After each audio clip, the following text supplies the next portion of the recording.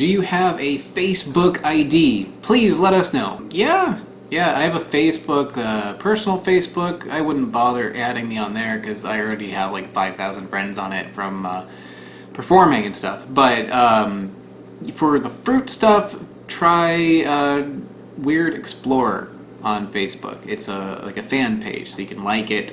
Occasionally I'll make a post on there. I post the videos up on there, but every now and then I'll take a picture of something, put it on there. There's not like a whole lot of people not a whole lot of people follow my Facebook page, but if a lot of people start joining, like if you all want to join my Facebook page, I'll put more content on there than I'm doing already. Right now there's only a few people, really, so because I don't really like advertise it or anything, so I'll just like throw something on there every now and then. But if everybody watching right now jumps on my Facebook page now, Weird Explorer, then I'll put some photos up or something. Violet Entify asked when my birthday is. I am a very lucky September 11th birth, year 1985. Are you gay? Call me Samson. No. And no. Are fresh mangosteens as good as people say they are? Yes, they're really good. You gotta try them. I made a review. Check out my review. It's in there somewhere a long time ago. But it's one of my favorite fruits. There's really nothing quite like it. Raymond Kasper asked, why did you choose to go vegetarian, and when did that happen? I was raised vegetarian. I've been vegetarian since I was like 4 years old. So my reasoning for being a vegetarian is not, maybe as dramatic as some people would like it to be. Just meat is not food to me. It grosses me out. When I see meat, when I smell meat, it doesn't have any appeal to me. I don't have that desire. Never having been given meat when I was younger, like now I just like don't have any interest. It's like trying to get me to eat like a bug or something. Like I'm just like nah, I'm alright, I'll just eat some salad.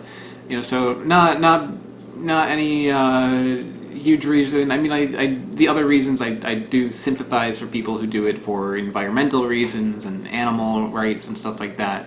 But personally, at the end of the day, it's not food to me. Also, it would make me very sick if I ate meat. Any time that I've had, food with like some chicken stock in it and I didn't know it, I find out later because it just like destroys my stomach and it makes me like feel like I feel like weak after I eat like a lot of animal products. Same thing with like eggs. Like I'm vegetarian, so I'll eat like eggs and cheese, but I have to like limit it because I think like my body is just not accustomed to like digesting that sort of food. Rose Kasich says, so you're in South America now, are you going to do another chapter of the show there? Yes, as I mentioned, I've got like 30-something episodes that are going to be happening in South America, in Bolivia, and in Colombia. And that's not going to be happening for a while, though. That's going to start around episode 200. I still have like a huge backlog of videos that will take me, I think, into like about a year. I've got about a year's worth of material, so I'll be posting like several more North America videos up until the 200th episode, and then we're going to go powering through the next chapter, which will be South America. What do you eat regularly, and what is your daily diet routine nutrition-wise? I don't have like a specific diet that I follow or anything. I do need to keep kind of slim for like what I do for work, but I don't really think about it. Just being vegetarian, it's very difficult to put on weight as it is. But I kind of just like eat when I'm hungry, because I have like a weird schedule. Like sometimes I have work, like I'll do a gig that's like at 5 a.m.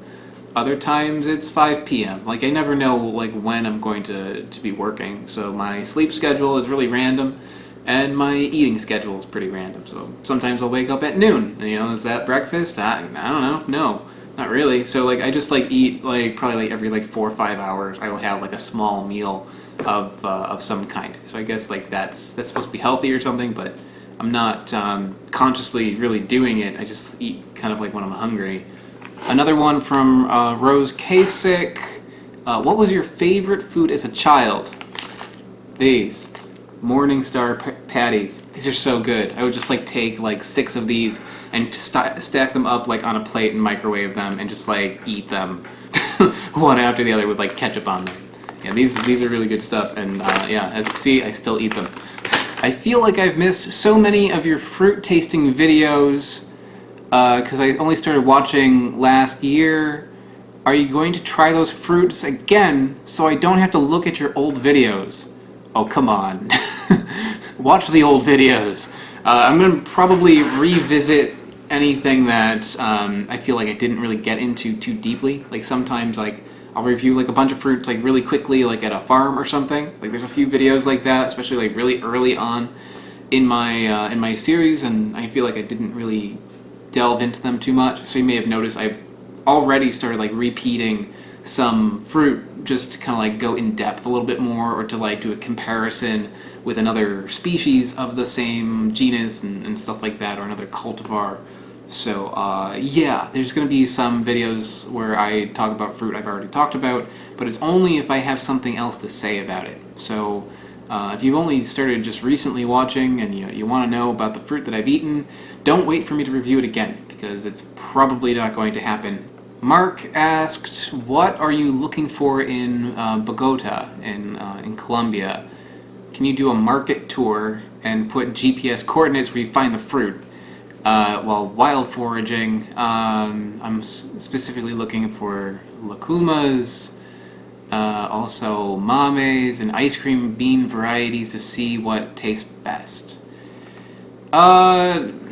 In Bogota, I'm back home now, but while I was there, I was looking for everything I could possibly find. But I was there on a layover, so I went to like the market there like a couple of times. I had a layover there going into South America and going back out. So while I was there, I went to the market both times. I found a lot of cool stuff, but didn't do a tour because, I mean, they had market tours there, but I figured like people would be like, oh, eat this, papaya, and stuff like that I've already had before. Like, I know what I'm looking for. So I didn't bother going on a tour.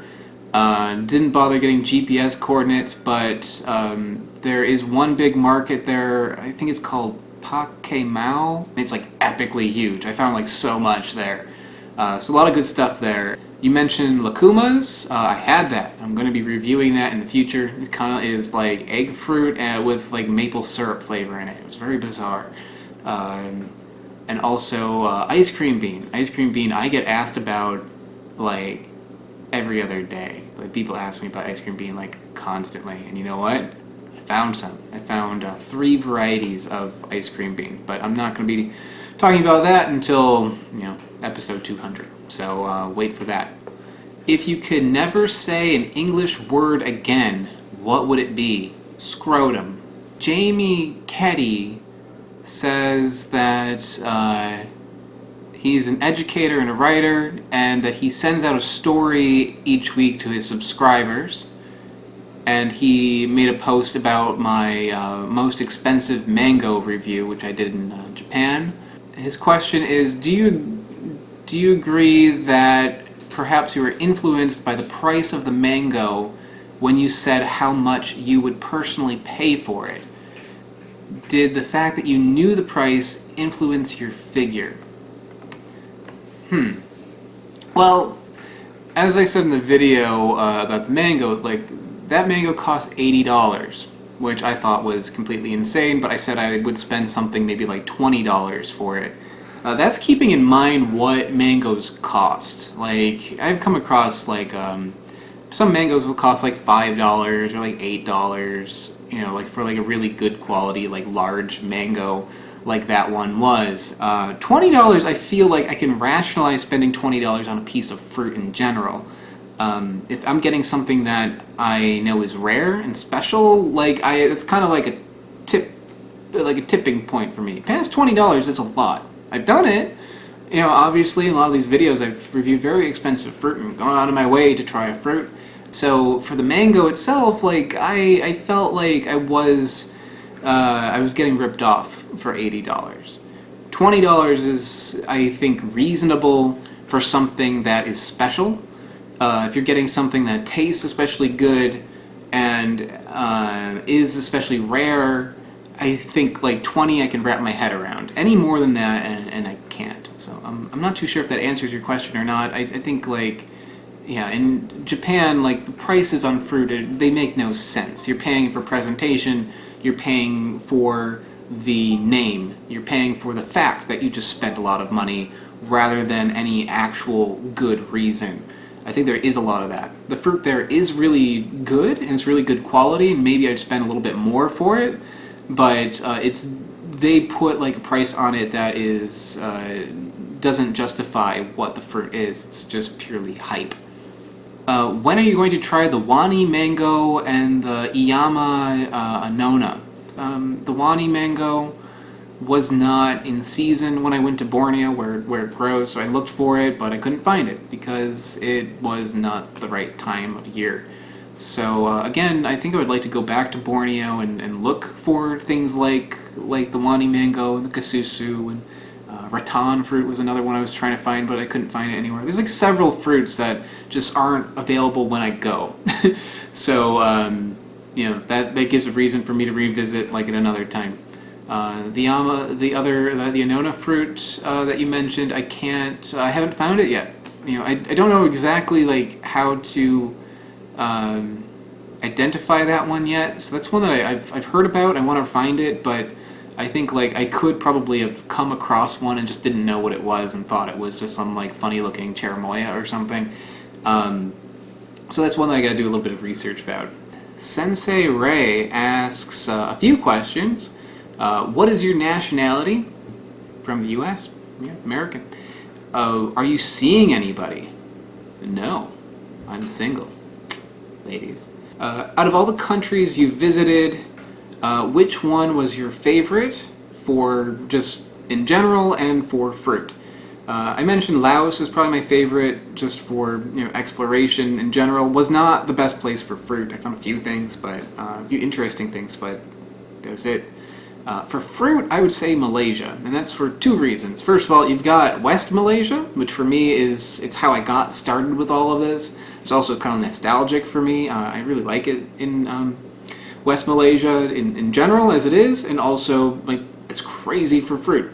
But for, you know, future fruit endeavors, East Malaysia is still kind of like has a lot to offer. Like when I went to Borneo, which is East Malaysia, that I found like so much crazy stuff there. So I think Malaysia, you know, in general, East and West Malaysia combined has like a lot to offer. When is the Aki review out? Also, have you tried the baobab? I have not had the Aki or the baobab.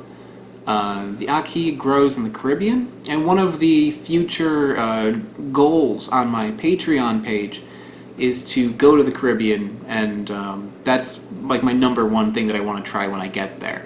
I've had Aki like in a can, like canned Aki, which you can get like at a lot of markets here in New York, but the fresh stuff, I haven't had it yet, and I really would like to. So yeah, check out my Patreon page if you want to help make that happen. But the baobab, that's also a future trip. That's going to happen probably when I go to Africa eventually. I'm thinking maybe next year? Maybe the following year? I don't know. It's going to be happening one of these days though, and you know, that's a big one that I want to try while I'm there. It's also like the trees are insane looking. So hopefully that'll happen soon. Thank you so much for your enthusiasm, guys. Thanks for your interest and wanting to find out a little bit more about me and why I'm doing all this stuff. If you had a question that I didn't answer, sorry about that. If you have something that you want to ask, you know, I'm always happy to ask and answer any questions you have. But I'll probably do another video like this in another 15,000 subscribers. So if you're watching this and you haven't subscribed, come on. Click that little like button, click the subscribe, click the bell, sign up on Patreon. You know, if you want to help support the series, would love to have your help. Otherwise, guys, really appreciate you just watching. It really means a lot that I've come this far from just doing something that was meant to be just for me, for fun, and now I'm reaching 10,000 people, which, you know, it's not huge for YouTube standards. For me, this was a personal goal of mine, and I'm happy to have reached it. So thank you so much, guys. Really appreciate it, and I will see you on Sunday with the next video on fruit. Thanks, guys. Bye.